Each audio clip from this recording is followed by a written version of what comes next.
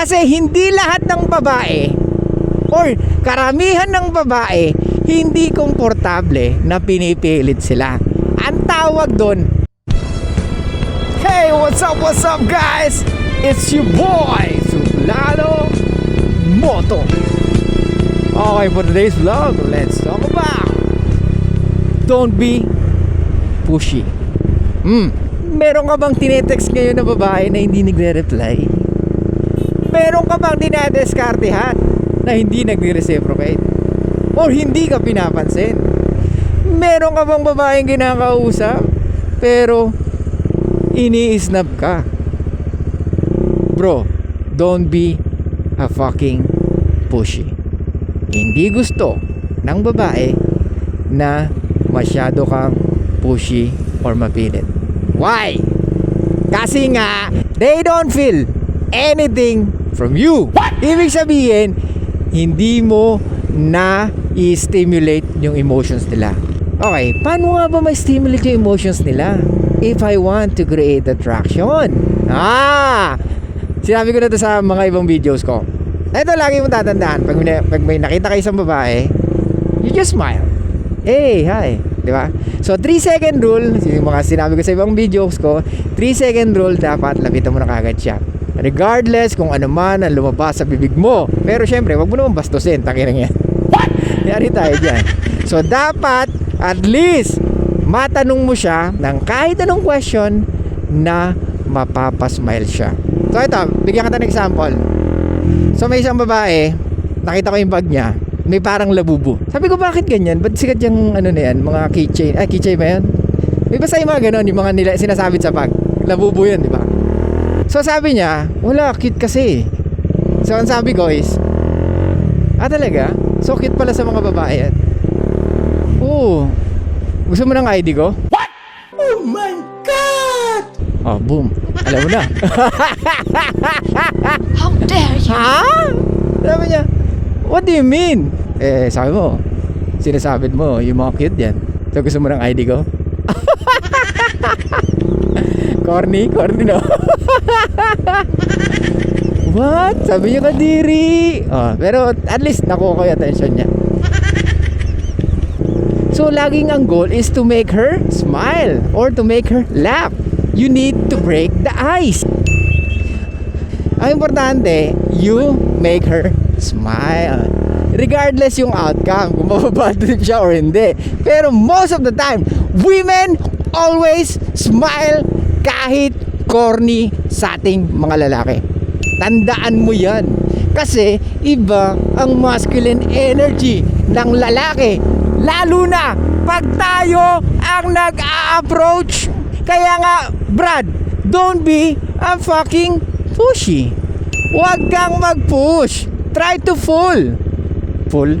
Try to pull. Kasi hindi lahat ng babae or karamihan ng babae hindi komportable na pinipilit sila. Ang tawag doon, hard sell. Okay? Let them make decision for themselves. Kaya nga sinabi ko sa mga ibang videos ko, ano lagi ko sinasabi? Let them wonder. Kasi it creates more attraction. Kasi yun ang mas nagpapa-attract sa ating mga lalaki. I know it's counterintuitive na naman. Di ba? Parang mas maganda kung lagi mo siyang kausap para masayko mo. Tanga! Hindi ganun. Mas hindi mo siya kinakausap, mas naiisip niya or nare-realize niya ano kayang ginagawa niya. Kaya nga makes her wonder, ano kayang ginagawa niya ngayon? Ba't kaya hindi siya nagre-reply? Siguro may babae yun. Hindi, siguro busy. I'll just wait for his reply na lang. O, diba? Kaya nga pag nag-reply ka, mas times 10 yung kilig kesa ang bilis mo mag-reply. Guess mo? Pero wag ka naman mag-manipulate. Okay? Iba yung minamanipulate, iba yung hindi ka talaga nagre-reply kasi gusto mo siyang i-punish. Iba yun. Iba yung gusto mo siyang i-punish dahil matagal siya mag-reply. Iba rin yung matagal kang mag-reply is because you keep yourself busy. Or yung totoo na busy ka or genuine yung pagka-busy mo. Kasi marami sa ating mga lalaki na, so ibig sabihin nakita ko na siya nag-reply, hindi pa rin ako magre-reply. Pag mga ganun, alam mo naman ka-reply na agad, di mag-reply ka. Pero, kaya ako sinasabi na make yourself busy sa mga ibang bagay para hindi mo maisip na okay, mamaya ko na lang siya re-reply. Hindi ganun, brad. Kumbaga, late yung reply mo kasi may ginagawa ka most of the time. Hindi dahil gusto mo lang late reply para kiligin siya. Hindi ganun. Wag ganun, brad. That's manipulation. Di ba? Anyway, don't be pushy. Parang push and pull lang yan. You should know when to pull. Pag alam mo, too much conversation na, pag nakikita mo, piniplease mo na siya, pag nakita mo, nagpapakit ka na, pag nakita mo na, pag nakita mo na you're trying to control the conversation most of the time by telling her how beautiful she is, or if you give too much compliment, or lahat ng kahit walang kakwenta-kwenta bagay, or mapipil nila if you still keep on initiating conversation. Pag yun na nakikita nila at yun na rin na napipil mo, then stop doing that. Kasi it shows na pushy ka. Kasi may mga ganun lalaki, uy, nag-reciprocate si girl, I will talk to her. Kasi minsan lang to eh. O, kasi nga, ilan lang ang babaeng kinakausap mo. Di ba? Kaya dapat, damihan mo, brad. Hindi ko sinasabi na, tayo mo lahat. Ang sinasabi ko dito is, if there's someone, especially babae, na gusto makipag-usap sa'yo, kausapin mo. Kung tingin mo nagre-reciprocate siya sa conversation nyo, then good, bro. Di ba? Hindi yung mamimilit ka na meron ka makausap. Gets? So dapat still genuine pa rin.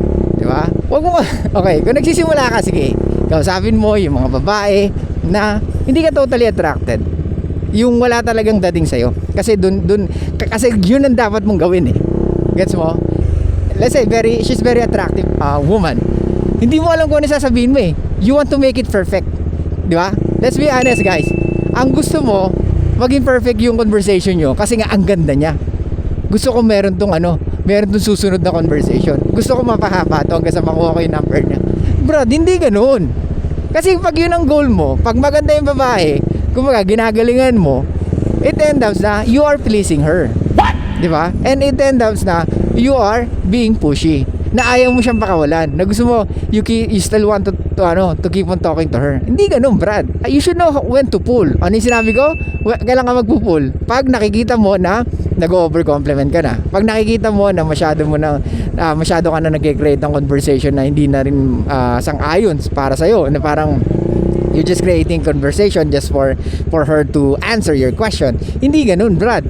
It's not healthy for you. And it's not beneficial at all. Gets mo? Kasi may backfire yan. Imbis na attracted siya sa'yo, ang nangyayari is, you lower down your chance. Ano ibig sabihin nun? Ang naiisip niya is, ayoko nito. Kung ngayon pa lang, ganito na makipag-usap. Paano pa pag pinagbigyan ko to? Di ba? Paano pa pag nag-date kami? Di ba? Baka sa date namin, siya lang salita ng salita. Imagine mo Brad, ang babae is dictated by their own emotions. So, they only trust their feelings. Kaya nga, make them feel good. Kaya nga, bitinin mo. Kaya nga, you should know when to stop to talk. You should know when to start to talk. Gets? Okay? So, kaya, don't be pushy. Okay, so yun lang guys. Thank you so much. I'll see you guys next time. Topic na naman. And bye-bye.